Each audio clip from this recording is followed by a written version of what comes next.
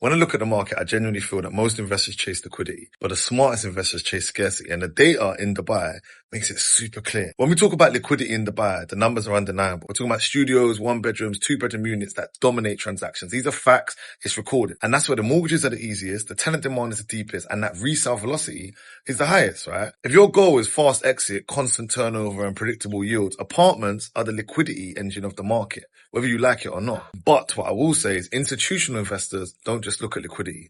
They look at structural shortages and they look at absorption gaps. And for me, with all of my clients, I'm looking at the same thing. That's where the real opportunity sits. Not what everyone has been doing, but what everyone's missing out on. Dubai's population surpassed 4 million residents in 2025.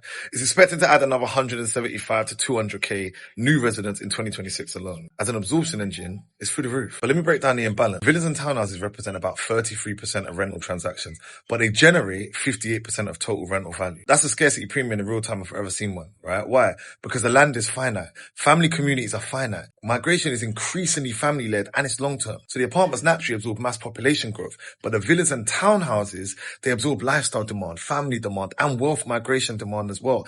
And supply simply cannot scale at the same rate. So that's why villa prices and rents have historically outperformed during strong cycles. And it's also why scarcity-driven assets compound wealth over decades.